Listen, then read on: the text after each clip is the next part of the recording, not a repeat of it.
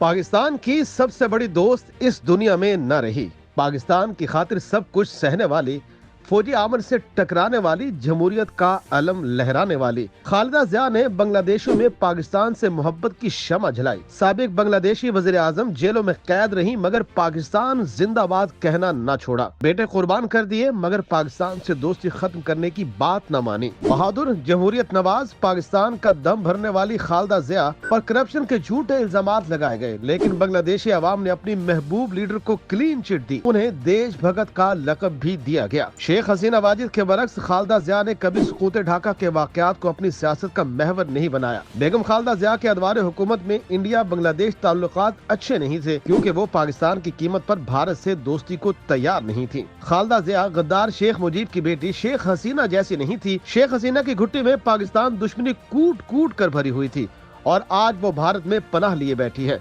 और दुहाइयां दे रही है कि कोई उसे बचाए। दूसरी जानिब पूरा बांग्लादेश सोगवार है क्योंकि उनके लिए अपना आराम और सुकून कुर्बान करने वाली खालिदा जिया अब्दी नींद सो चुकी हैं। नाजरीन, बेगम खालिदा जिया और बेगम हसीना वाजिद में सियासी लड़ाई बैटल ऑफ द बेगम्स यानी बेगमात की जंग के नाम से मशहूर हुई। दोनों को जंगजू बेगमात का नाम दिया गया। इस लड़ाई में बांग्लादेश की जमहूरियत को बहुत नुकसान हुआ। 80 बरस की खालिदा जिया 2 बार बांग्लादेश की वज़ीर आज़म रही। पहली बार 1991 से 1996, दूसरी बार 2001 से 2006 तक उन्होंने ये आला मनसब संभाला। खालिदा जिया को ये एजाज हासिल था कि वो बांग्लादेश की पहली खातून वज़ीर आज़म थी। उन्हें मोहतरमा बेनजीर भुट्टो शहीद के बाद मुस्लिम दुनिया की दूसरी खातून वज़ीर आज़म होने का एजाज भी हासिल था। शेख हसीना वाजिद के कम बेश 2 दहाइयों पर मुश्तमिल दौरे इक़्तिदार में बेगम खालिदा जिया ने जेल के सलाखों के पीछे या अपने घर में एक कैदी के तौर पर जिंदगी गुजारी। उन पर कई झूठे मुकदमात दर्ज किए गए थे, लेकिन वो पेशकशों के बावजूद अपना मुल्क छोड़कर नहीं गई। खालिदा जिया बांग्लादेश नेशनलिस्ट पार्टी BNP की चेयरपर्सन थी। इस पार्टी की बुनियाद उनके मरहूम खाविन ज़ियाउर रहमान ने 1978 में रखी। ज़ियाउर रहमान बांग्लादेश के छठे सदर थे। उन्हें 30 मई 1981 को कत्ल कर दिया गया। खालिदा जिया ने सिर्फ 36 साल की उम्र में बेवगी की चादर ओढ़ ली। सियासत में आने से पहले वो घरेलू खातून थी जो अपने दोनों बच्चों की परवरिश में ही वक्त सर्फ करती थी। हत्ता के खातून अव्वल बनने के बाद भी उन्होंने सियासी सरगर्मियों से खुद को दूर रखा। शौहर की हलाकत के बाद मुश्किल वक्त में खालिदा जिया ने पार्टी क़यादत संभाली। 1984 में उन्हें BNP की चेयरपर्सन मुकर्रर किया गया। 2006 में इक़्तिदार से अलहदगी के बाद उनकी जमात ने अगले 3 आम इंतखाबात का बाइकआउट किया क्योंकि उनके नजदीक शेख हसीना वाजिद के होते शफाफ इंतखाबात मुमकिन नहीं थे। साल 2024 में शेख हसीना वाजिद के खिलाफ शुरू होने वाली तहरीक की भी खालिदा जिया ने हिमायत की। कामयाब तलबा तहरीक के बाद खालिदा जिया को रिहाई मिली। उनकी तबीयत नासाज होने की वजह से हसीना वाजिद हुकूमत ने उन्हें जेल में रखने के बजाय घर में कैद कर रखा था। पाकिस्तान की हामी बेगम खालिदा जिया और भारतीय एजेंट शेख हसीना वाजिद के दरमियान सियासी लड़ाई जाती झगड़े में कैसे बदली, ये किसी फिल्म की कहानी जैसी लगती है और यही कहानी हम आपको बताने जा रहे हैं। लेकिन आगे बढ़ने से पहले हिंगोल न्यूज को सब्सक्राइब करना मत भूलिएगा। नाज़रीन, 1990 से लेकर 2024 की कामयाब तलबा एहतजाज तक शेख हसीना के 20 साल इक़्तिदार में ढाका की गलियां खून से रंगीन हुई। जिंदानों से मुखालफिन की चीखें सुनाई दी। अकूबत खानों में न जाने कितने सियासी मुखालफिन तारीख राहों में मारे गए। ये सब बैटल ऑफ गेम्स या बेगमात की जंग का नतीजा था। हसीना वाजिद का बस चलता तो खालिदा जिया को भी फांसी दे देती। हसीना वाजिद और खालिदा जिया शुरू से ही एक दूसरे के खून की प्यासी नहीं थी। दोनों ने मिलकर फौजी डिक्टेटर जनरल हुसैन मोहम्मद इरशाद के खिलाफ भरपूर तहरीक चलाई। बांग्लादेशी सदर जनरल हुसैन मोहम्मद इरशाद को दिसंबर 1990 में अपना बोरिया बिस्तरा गोल करके घर जाना पड़ा।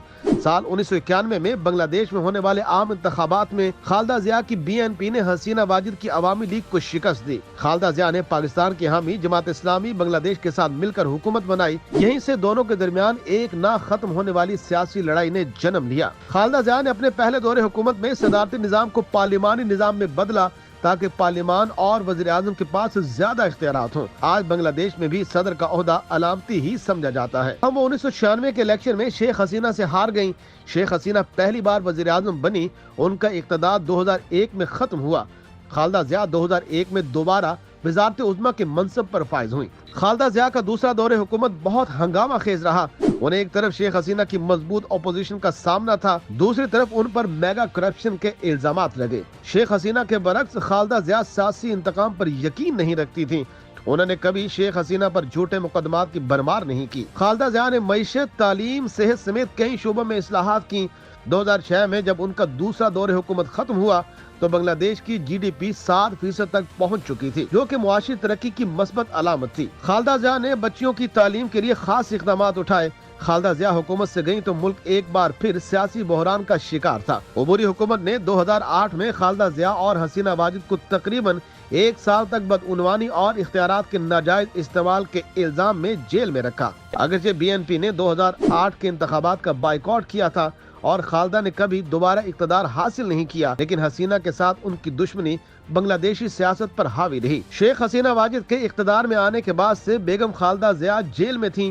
ان کے بیٹے طارق الرحمان پر کرپشن کے مختلف مقدمات سے انہیں عمر قید کی سزا بھی سنائی گئی۔ ڈاکٹر یونس کی زیر قیادت بنگلہ دیش کی موجودہ عبوری حکومت نے خالدہ ضیاء اور ان کے بیٹے کے خلاف کیسز ختم کیے۔ طارق رحمان 25 دسمبر کو 17 برس کی جلا وطنی ختم کر کے وطن واپس لوٹے تو لاکھوں لوگوں نے ڈھاکہ کی گلیوں اور سڑکوں پر ان کا شاندار استقبال کیا۔ طارق رحمان کو کرپشن کے الزامات میں سزا سنائی گئی، تاہم وہ اس سے پہلے ہی جلا وطن ہو چکے تھے۔ خالدہ ضیاء کے دوسرے بیٹے عرفات رحمان 2015 میں ہارٹ اٹیک سے انتقال کر گئے تھے۔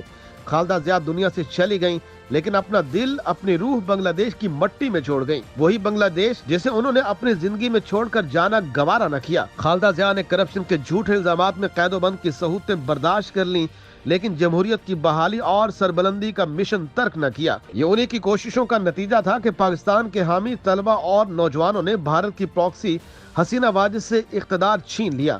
خالدہ ضیاء اب اس دنیا میں نہیں رہیں، لیکن جانے سے پہلے وہ بنگلہ دیشیوں کے دلوں میں پاکستان اور بنگلہ دیش سے محبت کے دیپ جلا کر گئیں۔ خالدہ ضیاء امر ہو گئیں۔